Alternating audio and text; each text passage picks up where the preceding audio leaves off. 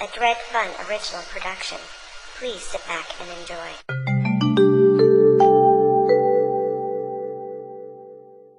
Hey guys, Dredfunn here with another one of my time-lapse video uploads. I guess this will be the first of the new year.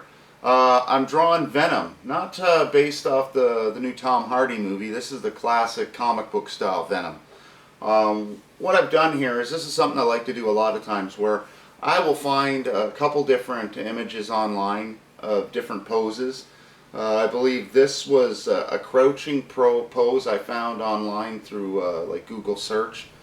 And then I actually used that with just some rough sketch ones that I did, because let's face it, not everyone's built like Venom, and a lot of comic book characters aren't really built like real people. So when you're using a reference image, I find, me personally, I like to do like a little quick sketch off to the side, just to get in an idea of the dimensions, where we're going to enlarge certain things.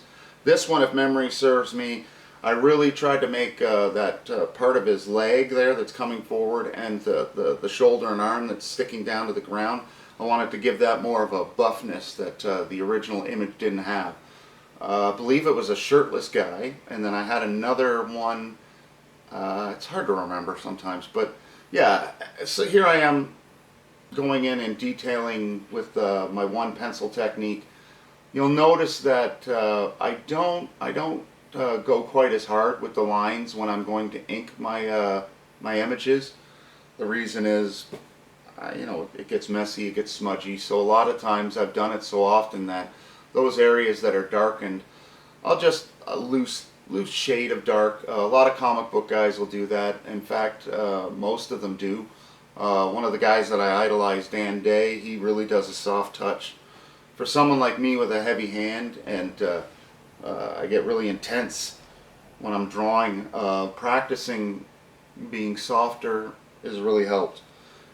Now, again, focusing, this is where like those reference images come in handy. And for any of you artists at home that have any knowledge of weightlifting or fitness, and have spent time studying the human form, you know, you'll learn where certain things fit and how they interact with others.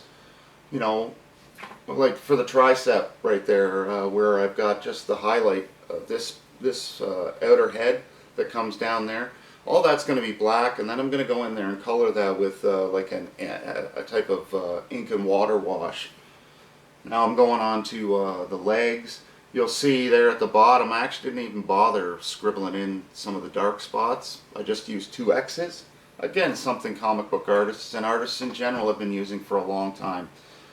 Now we're breaking out the pens. I use microns for this one. I believe it's a 01, 0305 or 531. I don't know. Yes. Yeah, recently I've gone to use thicker ones, and I've been experimenting with the micron brush pens, and almost like a marker pen.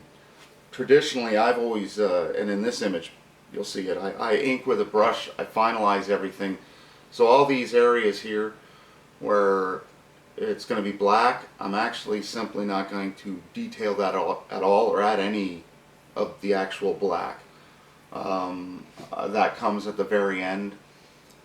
I've been experimenting with doing it first and then painting over it, and the only reason why I started it is I originally inked with like ink that wasn't that you'd have to cure. So that means after you ink it with the, I believe it's Speedball Indian ink, you have to let it sit for 24 to 48 hours, especially areas that are heavy with the ink. Or when you go to paint it or add your coloring, it'll actually pull up some of that ink and could ruin your drawing, or you could use it as a technique. But yeah, so I found that a lot of times it would deaden some of those black lines, and I really like the blacks of comic book work. I'm not a great colorist by any means. My skill lies in like the grays and the blacks and those type of tones. So it's something that I practice a lot, and I'm conscious of when I'm doing an image like this. Even right now, where I'm hatching these areas around the knee joint and the wrist, those are basically going to be areas that when I start adding the color and the that ink wash, what it's going to do is it's just going to blend and show like the way light cascades off muscle. Now, for some folks, you know, you can't use your own body as a reference. I mean, I'm not in as great shape myself anymore, but even just messing around with light in your cell phone, you can see how light cascades. And that's what you got to keep in mind when you're doing these black suited Marvel type characters, Cyclops, Venom, Nightcrawler, or anybody that's got Spider-Man even with his undercarriage there and his legs. Even though it's a blue, it's a dark blue. Now here I am actually adding, I believe this is like a 50-50, so 50% ink and 50% water. I mix it all up and then use it as a paint. Now I don't know why, I messed up doing a drawing a long time ago, and it's just become a technique that I love doing, especially if I'm doing simple drawings. And sometimes I like to use it for these more complex illustrations. And again, I'm keeping in mind where everything's going to go. You'll see where I'm highlighting again. I'm hitting over that area that I just inked. Same you would do on a computer or with any kind of paint if you're following the comic book style. Or at least what I perceive to be the comic book style. I mean, everything works. Nothing works forever. That's my saying. So yeah, now this is like a 25%, 75% wash. So it's like 25% ink with 75% water. These are all rough guesstimates. But that's usually what I stick at. And that way I can get almost 4 distinct different tones. So I can get the original dark.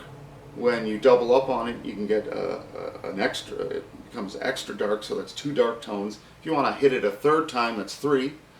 With the gray light area where the rocky outcrop is by his knee, you can do the same thing, so that's like 3 different tones. Now I'm adding a single layer of color. The only color I added, I believe, was a little bit of green and pink for the slobber and the tongue. And that is actually probably watercolor paint. Yeah, it's watercolor paint, I think. Now you'll notice that I'm going over it with a pen again, because just like trial and error, what I've used, why I add the blacks at the very last part is because certain areas, if you hit over them, it'll leave like a, I don't know, I'm particular, leaves like a kind of like a filmy wash over top of the black, and I like it crisp. I want it to look exactly how it would look when it's picked up in a comic book.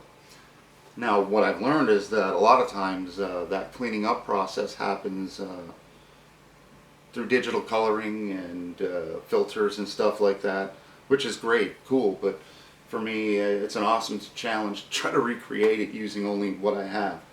I'm using a fine liner pen, and occasionally I'll break out like a big round one to hit these large areas of black. One other thing, artists that mess around with ink, especially young artists that might be trying this out, or old artists that are dipping into this type of illustration, I go left to right, or is it right to left? But either way, I go this way across the page. Left to right. Yeah, that way I don't smear or smudge the ink. Something I've also started doing, and I didn't do in this video, is I've actually pulled my drawing off and I start rotating it a little more, because I find that it just provides a flexibility that sometimes I can't get when filming. Because believe it or not, it's a compromise to do these videos.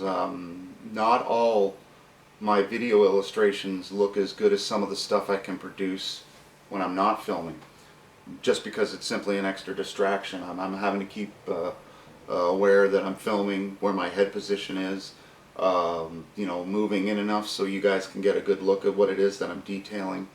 Because ultimately, just like with my realistic pencils, where I'm pulling out the graphite at the very end, adding these blacks at the very end, it's almost like trying to be all mystical and magical, like a magician.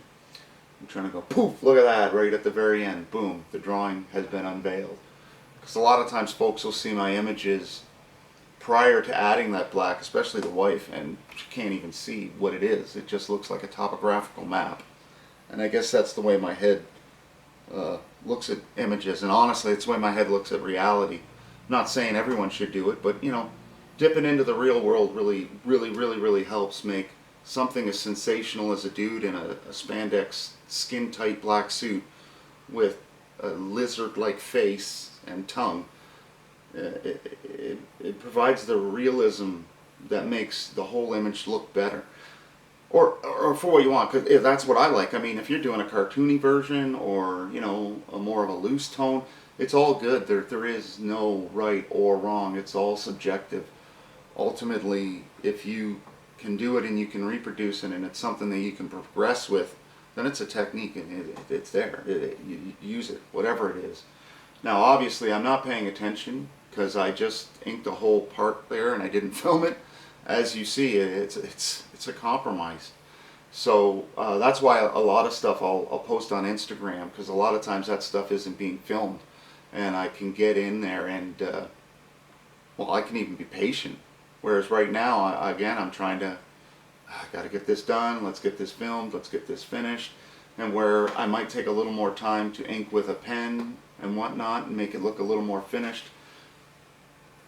In a weird way, this kind of helped me with drawing at Comic-Cons, because building upon that, being more loose, is what helped finally overcome that. So we're wrapping this up, just finishing up with, I think, a few little highlights there, darkening certain areas. This is one that I offer as a reproduced print at Comic-Cons that I go to. Personally, it's a favorite. I really enjoyed it. Right now, another thing is I like to add a little bit of white ink at the very end to highlight certain things like the veins and any areas where I might have messed up and added a little bit too much color and I want to pull it out. Again, something a lot of different artists have been using for years. Anyways, hope you guys like this. Don't forget to subscribe and pass it on. Dredfunn out. This has been a Dredfunn.com production. Thanks for watching.